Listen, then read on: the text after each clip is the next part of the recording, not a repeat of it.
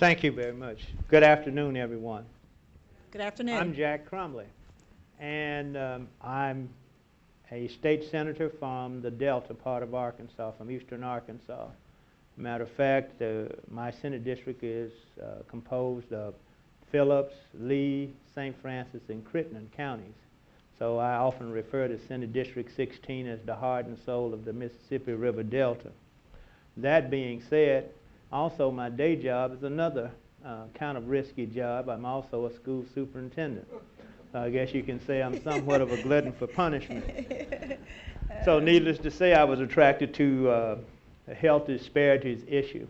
But on a serious note, each year as our committee, our first meeting of our committee, which is joint meeting with both the House and Senate Health Committees, Dr. Halverson from the Department of Health kind of explains the state of health care in our state. And this year he started off, and in his presentation he mentioned that there was a great difference in the disparities, and especially when it comes to the length of life that varies from one county to another. Matter of fact, he made this statement, and I'll pass the mic then. He made this statement. He said that there was a 10-year difference in the life expectancy of a person born in one county in Arkansas versus another. So when he finished his presentation, I had to ask him, could you name me those two counties?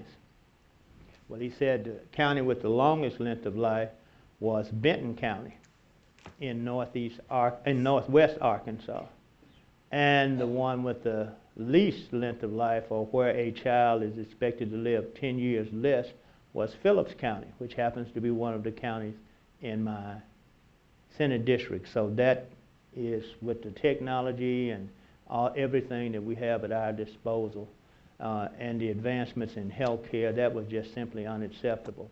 So we formed a Senate Minority Health Committee, and we've gone to various places around the state. But that's my motivation. My motivation is certainly to impact and decrease these disparities in length of life and the quality of health care as it's delivered to all Arkansans.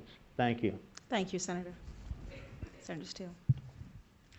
Thank you. And when you come in late, you get the old mic. But your name's on the program. My name's on the program. Hey, it's a great day. I am certainly glad to be here. It's a great panel, a great event, and a critically important topic. And I'm glad to see so many individuals here. Senator Elliott mentioned about some of the things I've been involved in as it relates to public policy issues regarding health care. And certainly the legislature, you can have your name on the front of the bill, but I mean, it takes just a total team effort to get anything passed. I mean, one of the most difficult things to do that I've ever had to do in life is to pass a legislation from beginning and seeing that it gets all the way to the governor's desk. But as I was listening to the introductions and thinking back, we have accomplished quite a bit in a relatively short period of time. And I think the way that momentum, if you will, started is because years ago when I was in the House of Representatives, there was kind of a common theme, and it was trying to motivate people to think about health care when you're not sick. And that's a tremendous challenge. Those of us who are in the business, and we do it every day, either from a public policy perspective, Representative Hall, or if you work in the field, that's one thing. But to try and get people who are not in the field, who don't do this every day, to think about their health when they're not sick. Too oftentimes we wait until it's late in the game or it's too late. Now when we become sick, healthcare becomes public policy number one. And we want to do something about it, and we want to do something now. And so I think that's been one of the largest changes that I've seen. But in Arkansas, As I look at other states, we've been able to do some monumental things, again, in a relative short period of time. We mandated physical activity back in the schools years ago. We're starting now to see the impact of that. There was one person about to clap, and I want you to have that opportunity.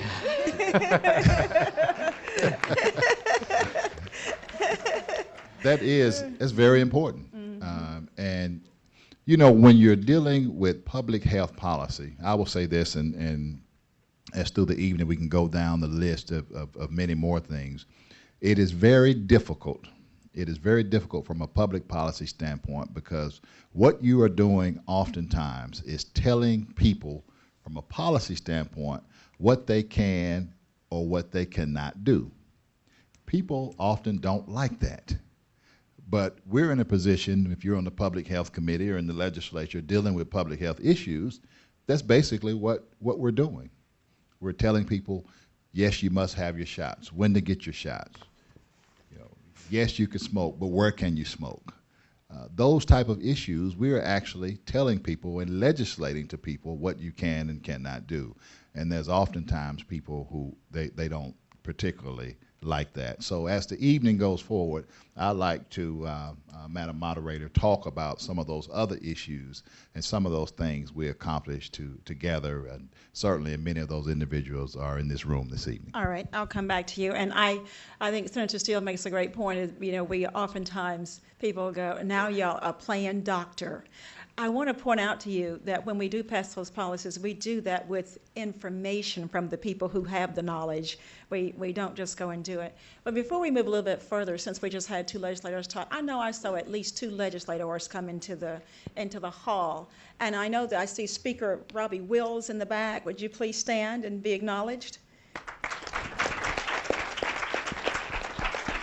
And I saw Representative Clark Hall, so he just disappeared on me. Okay, would you please stand and be acknowledged? And is there anybody else? Because I don't want to overlook anybody, but I saw the two of them. Who else? David Rainey is still here. I think he was going to have to go pretty early, but Representative David Rainey was here as well. So we appreciate your being here. Our time is short. And we're going to, another thing that we will do, Dr. Ron will also be introduced to some of you this evening. Some of you already know him, some do not.